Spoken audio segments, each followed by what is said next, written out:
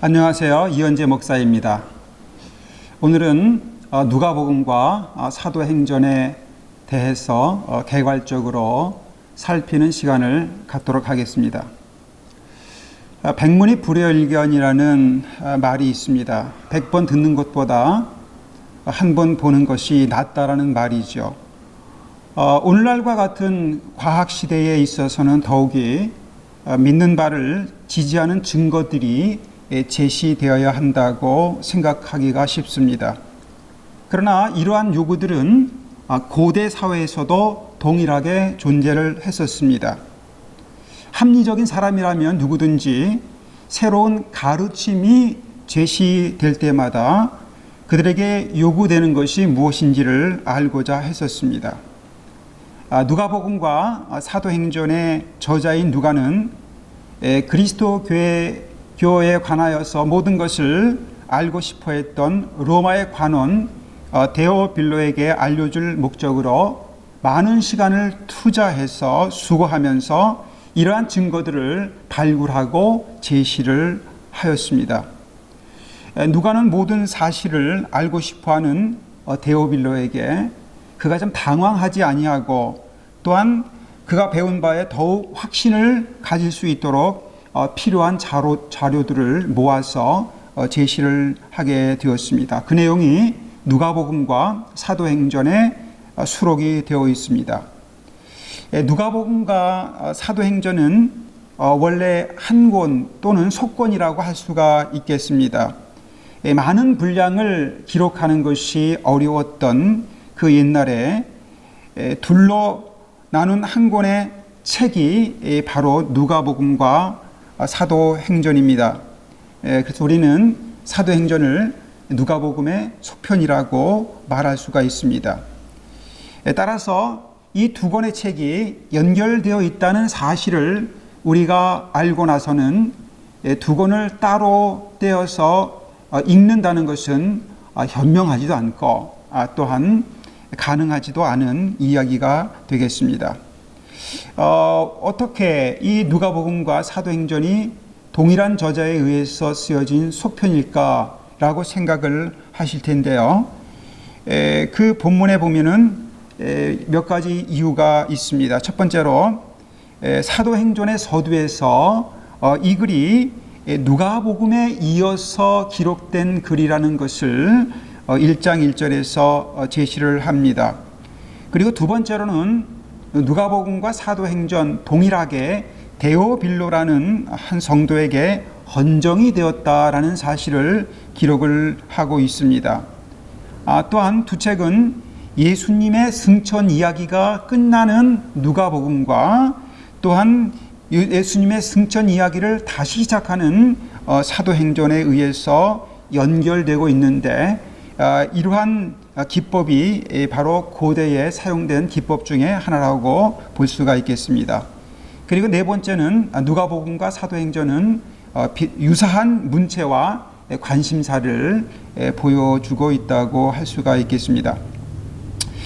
저자와 기록 연대를 우리가 살펴본다면은 마태복음과 마가복음과 마찬가지로 누가복음에는 자신이 저자라는 누가의 이름이 기록되어 있지 않기 때문에 초대교회의 전승과 또한 내적 증거를 통해서 우리는 이 작품이 누가의 작품이라는 것을 알게 될 것입니다. 누가복음과 사도행전의 저자에 대한 최초의 성경 외적인 언급 가운데서는 바로 순교자 저스틴에 의해서 이제 이야기가 되어집니다. 또한 누가복음과 사도행전의 저자에 대한 명백한 이름으로 언급한 최초의 광범위한 그 자료는 무라토리 정경 목록인데 이것은 2세기 후반에 쓰여졌고요. 이어서 이레네우스와 그리고 누가복음에 대한 반마루시온 서문에서 이 복음서가 누가에 의해서 기록이 되었다는 사실을 이야기를 하고 있습니다. 또한 교회사에 있어서 누가 외에 이 책을 저술한 사람이 거론된 적이 한 번도 없다는 사실을 우리가 발견을 하게 되지요. 또한 성경 내적인 증거를 본다면 먼저 누가복음과 사도행전에 나타나 있는 풍성한 의학 용어들을 우리가 눈여겨볼 필요가 있겠습니다. 골로새서 4장 4절에 보면은 사랑받는 의사 누가라고 이야기를 하는데 바로 누가복음과 사도행전에 이러한 의사가 썼을 만한 그러한 용어들이 풍부하게 등장이 된다는 것이죠. 또한 사도행전에는 그 우리 본문이라는 것이 있습니다. 무슨 얘기냐면은 이제 바울과 함께 동행했던 사람들, 그 사람들이 이제 저서를 남긴다라는 그런 측면에서 우리 본문이 있는데 사도행전 16장 10절부터 17절, 20장 5절부터 15절, 21장 1절부터 18절, 27장 1절부터 28장 16절까지가 우리 본문인데 이것을 통해서 바울의 선교 여행에 동행했었던 사람이 누가행전을 기록했을 것이다 라고 우리가 알 수가 있는데 바로 그 사람이 누가인 것을 우리가 보게 됩니다. 그래서 우리는 저자가 다른 사람이 아니라 신약성경의 약 27%를 해당하는 누가행전을 기록한 그 장본인이 바로 의사 누가라는 결론을 내리고 그것이 정설로 받아지고 있습니다. 그리고 이 누가행전, 누가복음과 사도행전은 언제 기록이 되었을까요? 기록 연대를 60년대 초로 잡고 있습니다. 왜냐하면은 누가복음과 사도행전에는 AD 70년에 발생했던 예루살렘 성전의 멸망 이야기가 수록되어 있지 않습니다. 그리고 64년부터 네로의 박해가 극심하게 가해졌는데 누가복음과 사도행전에도 이 네로의 박해 사실이 기록되어지지 않았습니다. 뿐만 아니라 사도 바울도 이 네로의 박해 때에 순교한 것으로 알고 있는데 누가복음뿐만 아니라 사도행전에서도 사도 바울의 죽음이 언급되어지지 않았기 때문에 아마 사도행전이 60년대 초에 기록이 되었을 것이고 그것에 의한다면 누가복음은 그보다도 더 이전에 기록된 책이라고 볼 수가 있겠습니다. 그러면 이 누가복음과 사도행전은 누구를 위해서 기록된 책이라고 볼 수 있겠습니까? 누가복음의 1차 수신자는 데오빌로입니다. 데오빌로는 당시 로마의 높은 지위에 있었던 고관으로서 사전에 기독교 신앙에 대한 그러한 지식을 습득한 사람이었습니다. 따라서 누가는 그가 기독교 신앙에 머물고 있을 때에 더욱더 그 신앙을 확실하게 하기 위해서 이 글을 쓴다고 이야기를 합니다. 아마도 이 데오빌로라는 로마의 고관이 누가의 이 서적 출판과 모든 제작 과정에 있어서 문학적인 후견인이나 아니면 금전적 후견자의 역할을 했을 것입니다.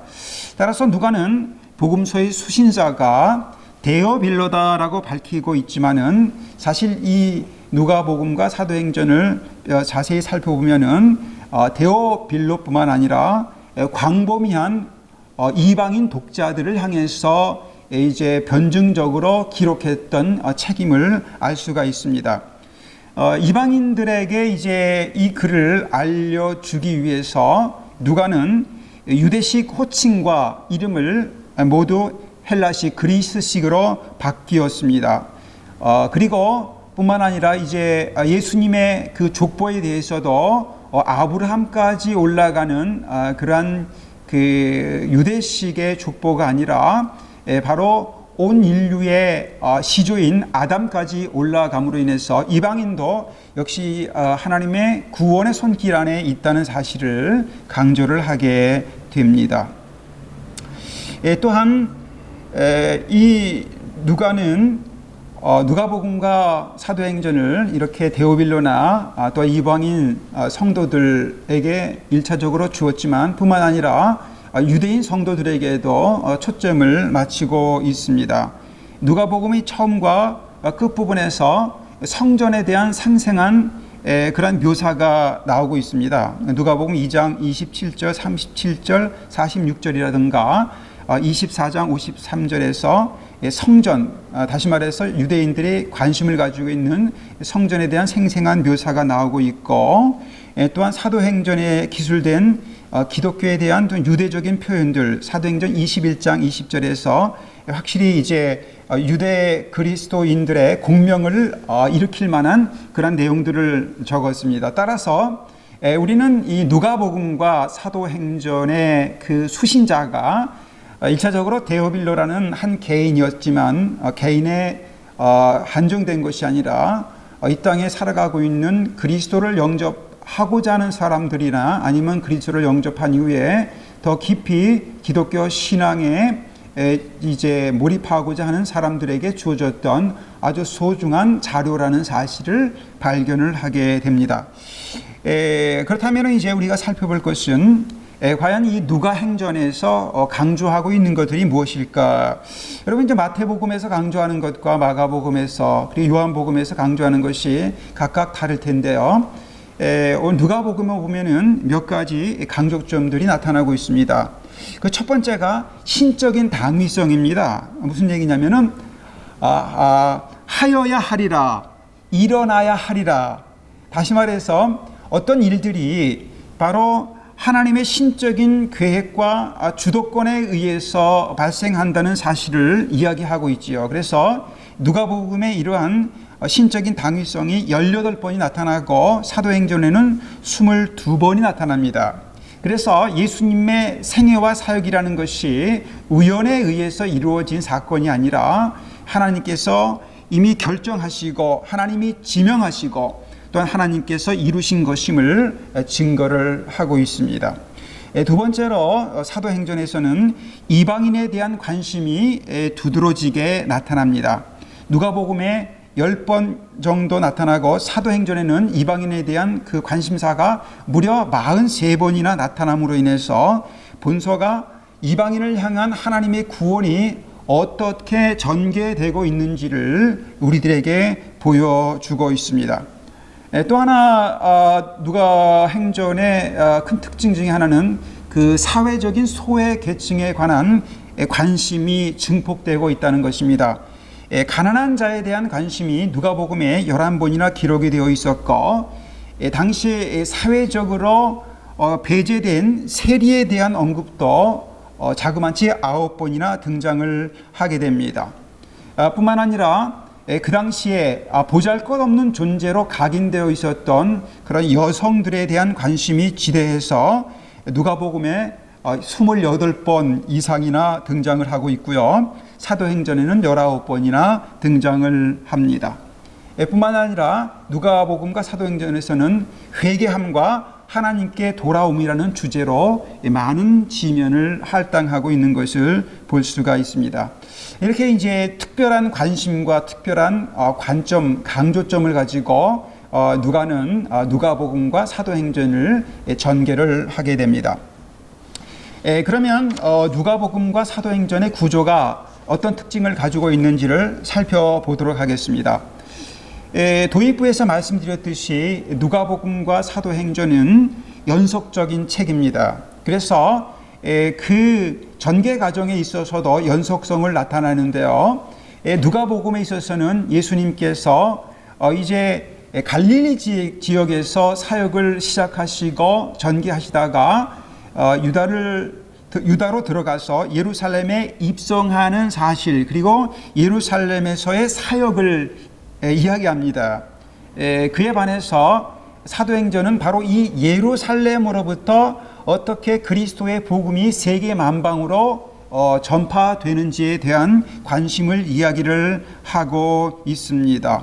그래서 사도행전에서는 예루살렘까지 가시는 예수님을 얘기했다면 사도행전에서는 예루살렘으로부터 떠나는 제자들의 사역을 이야기하고 있다라고 볼 수가 있겠습니다. 그런데 우리가 이제 이 누가복음과 사도행전 읽기에 있어서 가장 중요하게 초점을 맞춰야 될 부분이 있는데요. 그것이 무엇이냐면은 누가복음과 사도행전을 통해서 누가는 예수님과 또한 제자들의 그 연관성을 아주 긴밀하게 파악하고 연결하고 있다는 사실입니다. 다시 말해서 누가복음에서의 예수님의 사역과 사도행전에서의 제자들의 사역을 아주 정확하게 대비를 하면서 전개를 시킵니다. 왜 그럴까요? 바로 이것이 누가복음과 사도행전 읽기에 있어서 굉장히 중요한 부분이 되겠습니다. 이제 지금부터 제가 예수님과 사도들의 사역에 대한 대비를 누가복음과 사도행전에서 이제 지적을 하도록 하겠습니다. 첫 번째 서문에 나타나는 그 내용이 누가복음 1장 1절부터 4절 그리고 사도행전 1장 1절부터 2절이라면은 곧이어서 성령에 의한 준비가 예수님의 사역과 제자들의 사역에 동일하게 나타납니다. 예수님의 성령에 의한 사역이 누가복음 5장 1장 5절부터 13절에 나타난다면 제자들의 성령에 의한 사역은 사도행전 1장 3절부터 2장 13절에 나타납니다. 그래서 누가복음에서는 성령이 비둘기처럼 예수님에게 내렸고 사도행전에서는 성령이 제자들에게 불의 혀처럼 내린다는 사실을 이야기를 합니다. 그리고 나서 곧바로 설교를 통해 열리게 된 사역을 이야기하는데 누가복음 4장 14절부터 예수님의 설교를 통한 사역을 이야기한다면 사도행전 2장 14절부터 40절에서는 바로 베드로가 설교를 통해서 사역을 시작을 합니다. 그 이후에 이제 성취와 갈등의 주제를 강조하는 사역들이 나타나는데요. 이렇게 동일한 사건들이 나타납니다. 첫째, 안진뱅이의 치유 사건이 나타납니다. 안진뱅이 치유 사건이 예수님에 의해서 누가복음 5장 17절 이하에 나타난다면 베드로와 요한에 의해서는 사도행전 3장 1절부터 10절에서 이렇게 안진뱅이의 치유 행위가 등장을 하게 됩니다. 곧이어서 종교 지도자들과의 갈등이 드러나는데요. 예수님과 종교 지도자의 갈등이 누가복음 5장 29절부터 나타난다면 사도들과 종교 지도자들의 갈등이 사도행전 4장 1절부터 8장 3절까지 이제 드러나게 됩니다. 또 재미있는 것은 이제 백부장이 방문을 요청을 하는 사건이 나타나는데 예수님의 방문을 요청하는 것이 누가복음 7장에 나타난다면 베드로의 방문을 요청하는 백부장의 그 초대는 사도행전 10장에 나타납니다. 뿐만 아니라 예수님과 베드로에 있어서 과부를 다시 살리게 한 사건이 있지 않습니까? 누가복음 7장 11절 이하에서 예수님이 과부의 아들을 살린 사건이 있다면 사도행전 9장 36절부터는 베드로가 과부 다비다를 살린 사건을 대조를 하고 있습니다. 그 다음에 이제 바리새인으로부터의 비난을 받게 되는 예수님과 베드로의 사건이 누가복음 7장과 사도행전 11장에 나타납니다. 다음으로 이제 똑같이 대비가 되는 것은 복음 전도자가 보내지는 사건이 나타나는데 누가복음 9장 1절부터 50장에서 보면은 예수님이 제자들을 복음 전도자로 파송을 하지요. 그런데 사도행전 12장 25절부터 19장 20절에서는 사도 바울이 동력자들과 함께 복음 전도자로 보내짐을 받습니다. 예수님이 복음 전도자를 보내고 그 다음에 사도들이 그리고 성도들이 바울을 복음 전도자로 보내는 이야기가 나옵니다. 그리고 동일하게 이 예수님과 사도 바울은 예루살렘으로의 마지막 여행을 합니다. 그래서 누가복음 9장 51절부터 19장 28절에 예루살렘을 향한 예수님의 마지막 여행이 있다면 사도행전 19장부터 21장에는 예루살렘을 향한 사도 바울의 마지막 여행이 있습니다. 그럼 예루살렘에서의 사건은 어떠했을까요? 예루살렘에서의 사건 역시 예수님과 사도 바울을 아주 근접해서 대비하면서 설명을 합니다. 먼저 환대를 받습니다. 예수님도 누가복음 19장에서 환대를 받고 사도 바울도 사도행전 20장에서 환대를 받습니다. 그 다음에 예수님과 사도 바울 역시 성전에 들어가는 사건이 기록이 되어 있지요. 누가복음 19장 45절부터 48절, 그리고 사도행전 21장 26절입니다. 성전에서 무슨 일이 일어났을까요? 예수님도 사두개인과 부활 논쟁을 벌였는데 사도 바울도 사두개인들과 부활 논쟁을 벌입니다. 어떻습니까? 예수님과 예수님의 제자 사도들의 그 행적이 평행을 이루면서 예수님이 하셨던 그 일들을 그대로 하고 있다는 사실을 누가복음과 사도행전에서 이야기를 합니다. 그 사건이 이제 떡을 떼면서 축사하신 그 사건이 예수님의 사건뿐만 아니라 사도행전 27장 35절에서 사도 바울의 사건입니다. 예수님이 폭도에 의해서 잡혔던 사건이 누가복음 22장에 기록된다면 사도 바울이 폭도에 의해 잡힌 사건이 사도행전 21장에서 기록이 됩니다. 예수님만 대제사장에 의해서 매맞는 것이 아니고 이제 사도행전 23장 2절에 보면은 사도 바울도 대제사장에 의해서 매를 맞습니다. 그리고 예수님과 사도 바울 동일하게 4차례의 신문을 예루살렘에서 받습니다.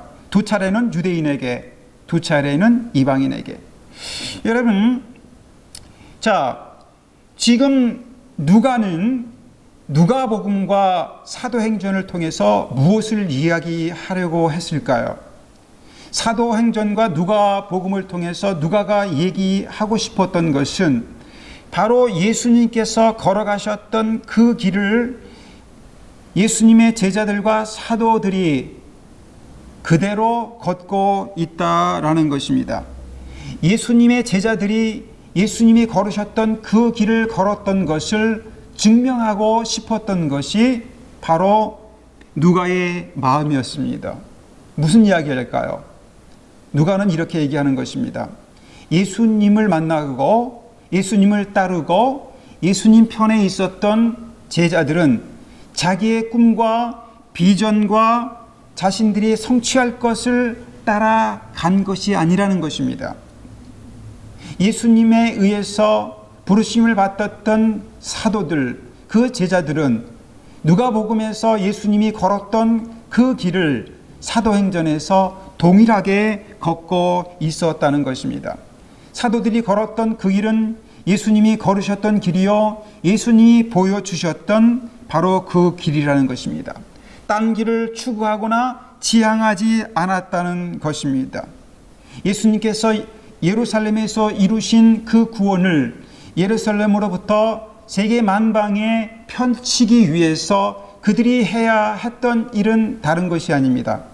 바로 예수님이 행하셨던 그 길을 그대로 닮아가고 그대로 따라갔다는 것입니다.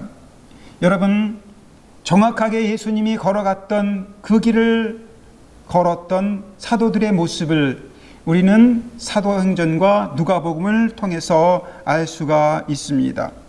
이 시대를 살아가는 우리들이 어떤 생각을 해야 하겠습니까? 우리가 어떻게 이 시대에 있는 사람들에게 예수 그리스도를 통해서 이 땅에 나타났던 하나님의 그 원대하신 구원의 복음을 증거하고 이 땅의 사람들에게 하나님의 생명력을 던져줄 수 있겠습니까? 우리의 포부입니까? 우리의 야망입니까? 그런 것이 아니라는 사실을 우리에게 보여줍니다. 세상 사람들에게 하나님의 구원의 잔치를 보여주고 초청할 수 있는 방법은 다른 것이 없습니다. 주의 제자들이 경험했던 그 길이고 초대교회에서 경험했던 그 길이고 2000년의 기독교 역사에서 경험했던 그 길입니다. 그것이 무엇입니까? 바로 예수님께서 걸어가셨던 그 길을 그대로 따라가고 그 일로 인해서 기뻐하고 그 일로 인해서 힘들어하고 그 일로 인해서 우리의 기쁨을 삼는 것입니다. 예수님께서 걸으셨던 그 길과 삶의 여정을 자세히 관찰하는 것이 중요할 것입니다. 예수님이 어떻게 걸으셨는지, 예수님이 어떻게 살으셨는지, 예수님이 어떤 마음을 품으셨는지를 우리가 관찰하고 사도들이 그 예수님의 행적을 그대로 따라갔던 것처럼 우리 역시 그 길을 걸어가고 그 길에 접어들 때에만이 바로 이 시대에 이 땅에 있는 많은 사람들에게 주님의 생명력을 전해줄 뿐만 아니라 우리 자신이 하나님과 예수 그리스도의 그 무한하신 생명력을 체험하면서 살아갈 수 있는 그 길이 열리게 되는 것입니다. 바로 이것이 누가복음과 사도행전 읽기에 있어서 최대의 교훈이 되는 것이고 또한 가장 올바른 성경 읽기 방법이 되는 것입니다. 감사합니다.